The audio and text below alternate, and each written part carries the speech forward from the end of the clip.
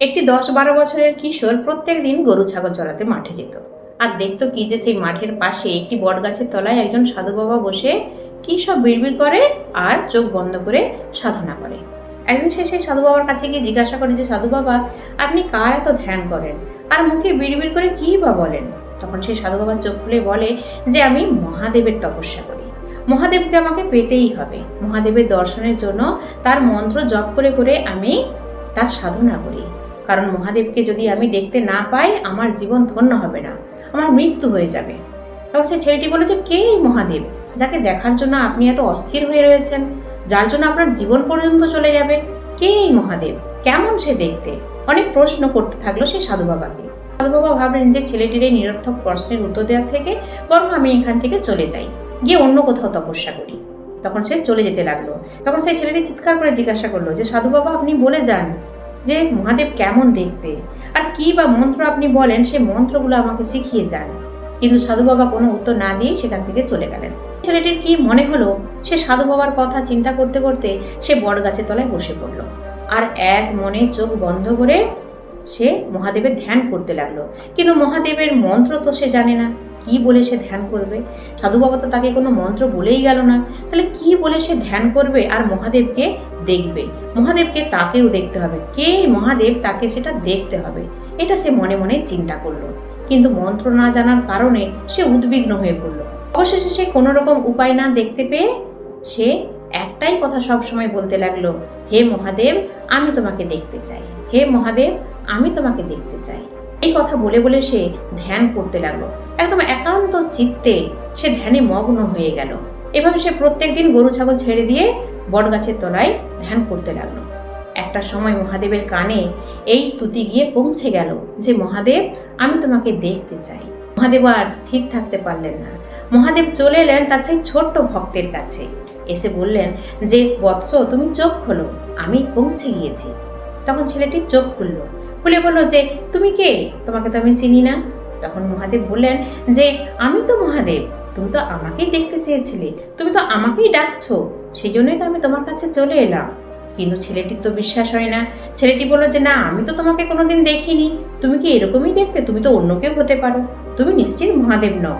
মহাদেব বললেন যে, আমি মহাদেব বাবা, আমি শিবশঙ্কর ভোলে বাবা। কিন্তু ছেলেটির সে কথা বিশ্বাস হয় না। ছেলেটি তখন বলল যে, না, আমার একজন সাধু বাবা রয়েছেন, তিনি কিন্তু জানেন যে মহাদেব কেমন দেখতে, আমি তাকে ডেকে নিয়ে আসি, সেই ঠিক করবে যে তুমি আসলে মহাদেব কিনা। মহাদেব হাসলেন একটু, বললেন যে, ঠিক আছে, তাই হবে।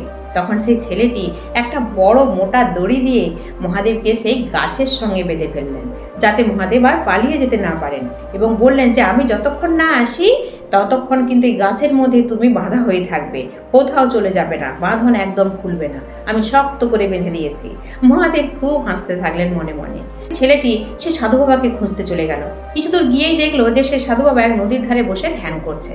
সঙ্গে সঙ্গে গিয়ে তাকে বলল যে, সাধু বাবা, আপনি চলুন, আমি মহাদেবকে পেয়ে গেছি, মহাদেব চলে এসেছে, আমি তাকে বেঁধে রেখেছি। তখন সেই সাধু বাবা শুনে তো অবাক হয়ে গেলেন, বললেন যে, মহাদেবকে তুমি পেয়ে গেছো, মহাদেবকে দেখেছো এবং তাকে আবার বেঁধেও রেখেছো? ছেলেটি বলল যে, হ্যাঁ। মহাদেব এসে বললেন যে, উনিই মহাদেব এবং তাকে আমি বেঁধে রেখেছি, তুমি তাকে চিনে নেবে, চলো, যে সেই মহাদেব কিনা। আমি তো তাকে চিনি না, তাই বুঝতে পারছি না, তুমি চলো, কারণ তুমি বলেছিলে তুমি যদি না দেখতে পাও তাহলে তোমার মৃত্যু হয়ে যাবে, তাই তুমি চলো, তুমি গিয়ে আগে মহাদেবকে দর্শন করবে। ছোট বাচ্চাটির কথা সাধু বাবার বিশ্বাস হলো না, কিন্তু তবু মনের মধ্যে মহাদেবকে দেখার লোভটা সে ছাড়তে পারলো না। চলে এলো সেই ছেলেটির সাথে, এসে চারদিকে তাকিয়ে দেখতে লাগলো, গাছের এই দিক সেই দিক সে তাকিয়ে তাকিয়ে দেখতে লাগলো, কিন্তু কিছুই দেখতে পেল না। তখন সেই ছেলেটিকে বললো যে, কোথায় তোমার মহাদেব? তুমি কাকে বেঁধে রেখেছো? কেউ তো এখানে নেই। ছেলেটি তখন বলছে, এই তো মহাদেব বাঁধা আছে, এই তো আমি বেঁধে রেখেছি। উনি হাসছেন, হাতে একটা ত্রিশূল আছে আর একটা ডুগডুগি আছে। সাধু বাবা বললো যে, হ্যাঁ, মোটা দড়ি একটা আমি গাছের সঙ্গে বাঁধা আছে দেখছি, কিন্তু কই মহাদেবকে তো দেখতে পাচ্ছি না, তুমি আমার সাথে মজা করছো? তখন সে মহাদেবকে বললো যে, মহাদেব, এটা কেমন হচ্ছে? তুমি আমাকে দেখা দিচ্ছ, কিন্তু সে কেন তোমাকে দেখতে পাচ্ছে না? তখন মহাদেব সেই ছেলেটিকে বলল যে, সত্যি তুমি আমাকে দেখতে পাচ্ছ, কিন্তু ওই সাধু বাবা আমাকে দেখতে পাচ্ছেন না। কেন জানো? কারণ তুমি আমাকে যে একান্ত চিত্তে ডেকেছ, তোমার সেই মনের মধ্যে যে স্বচ্ছতা ছিল, যে পবিত্রতা ছিল, যে শুদ্ধতা ছিল, সেটা নিখাদ ছিল। তুমি আমার সত্যিকারের ভক্ত, তুমি আমার খুব প্রিয় ভক্ত।